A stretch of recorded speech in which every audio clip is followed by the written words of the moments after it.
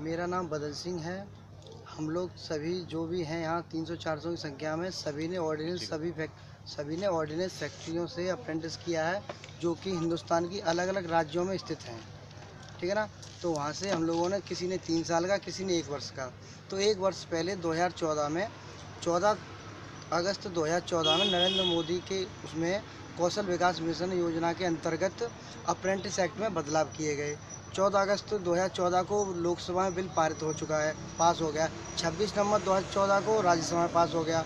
5 दिसंबर को माननीय राष्ट्रपति जी ने इसका गजट कर दिया है। बिल में साफ तौर पर सेक्शन 22 में लिखा है कि जिस बच्चे ने जिस भी संस्थान से 1 साल, 2 साल या 3 साल का प्रशिक्षण प्राप्त कर लिया है, उसको रोजगार देने के लिए नियोक्ता भर्ती नियम तैयार करेगा। लेकिन 1 वर्ष का समय बीत चुका है, भर्ती नियम अभी तक नहीं तैयार किया गया है।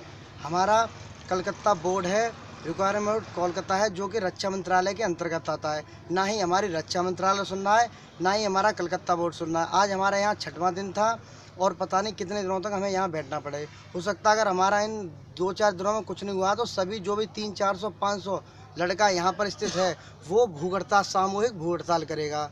अगर उससे भी कुछ नहीं होता है तो राष्ट्रपति जी के पास जाकर के सामूहिक इच्छा मृत्यु के लिए प्रार्थना पत्र देगा कि हमें अगर नौकरी नहीं तो हमें इच्छा मृत्यु दे दी जाए। यही हमारी मांग है सरकार से कि जल्दी से जल्दी भर्ती नियम बना करके उसे लागू कर दिया जाए। आपने कहीं ज्ञापन दिया है इसके लिए अभी तक?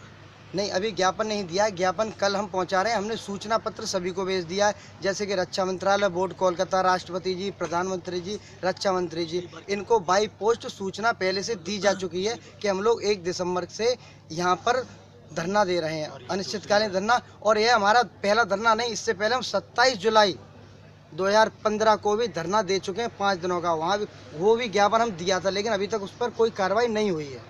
अच्छा, तो इससे पहले भी आप एक बार धरना एक बार आ चुके हैं। तो आप सीधा दिल्ली आए कि इससे पहले भी आपने अपने स्तर पे कुछ करा है? अपने स्तर पे हमने फैक्ट्रियों में बात की, फेडरेशन से बात की, लेटरबाजी की, लेकिन कुछ नहीं हुआ। अच्छा। फिर इसके बाद हमको यहाँ पूरे ऑल इंडिया से लड़का है, महाराष्ट्र, हर जगह से है, पंजाब से है, बिहार से है, यूपी, हरियाणा, चेन्नई, कैलकाटा, ऐसा कोई राज्य नहीं जहाँ से यहाँ लड़का ना हो।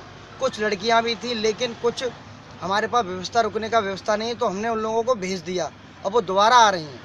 अच्छा, ठीक है। जो आप लोगों ने ये कोर्स करा है, ये किस कैटेगरी में फॉल करता है? डिग्री है, डिप्लोमा है? सेमी स्किल्ड पद के लिए करता है। ये सेमी स्किल्ड पद होता है टेक्निकल का। ठीक है। ये आईटीआई के अंदर आता है क्या?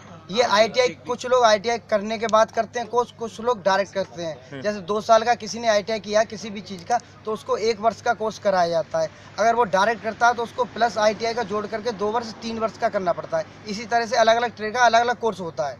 ठीक है। और किसी को कुछ बोलना है? कोई बोलना चाहता है?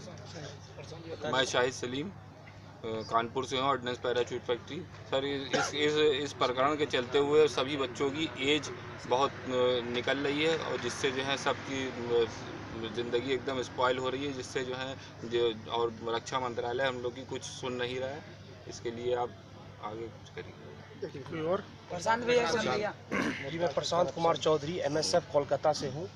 मैं 2 साल से ट्रेनिंग करके बैठा हुआ हूँ, लेकिन अभी तक कहीं भी हम लोगों को कहीं भी कोई नौकरी की मुहैया नहीं कराई जा रही है, जिसके कारण हम लोग इस ठंड में, और एक बार खाना खा करके इस ठंड में हम लोग ज़मीन पे सो करके अपने प्रपोजल को लागू कराने के लिए हम लोग लगे हुए हैं। अच्छा, लेकिन जैसे अगर आपने को ये कोर्स किया, इस कोर्स की क्या इंडिया में डिमांड नहीं है? नहीं, डिमांड है। ये ऑर्डिनेंस फैक्ट्री में अप्रेंटिसों की ट्रेनिंग कराई जाती है, उसके बाद वहीं पे भर्ती कराई जाती थी। लेकिन कुछ कारणों से यह भर्तियां रुक गई थी। लेकिन जब ये अमेंडमेंट नया आया, उसके बाद इसमें यह नीति बनाई गई सेक्शन 22 के तहत कि सभी प्रशिक्षुओं को अपनी एक नीति बना करके वहाँ पे भर्ती की जाए। लेकिन 1 साल होने के बावजूद भी अभी तक कोई भी काम आगे नहीं बढ़ा है, और हम लोगों को अभी तक भर्ती नहीं कराया जा रहा है। अच्छा, तो आप लोग इस चीज़ से परेशान हैं? जैसा कि आपने अभी पूछा, आयुध निर्माणी के लिए कहीं कोई और स्कोप है या नहीं है, तो इसके मैं कहना चाहूँगा इसका कोई कहीं स्कोप नहीं है, क्योंकि आयुध निर्माणी में रक्षा से है, भारत के देश से जुड़ा हुआ है। इसमें हमें गोला बारूद हथियार बनाना सिखाया जाता है, जो अर्जुन टैंक वगैरह में सामान फिट होते हैं वो बनते हैं, तो इसको हम कहीं पे और नहीं बना सकते। अच्छा। ये सिर्फ हम आयुध निर्माणी में ही बना सकते हैं। ठीक। और कोई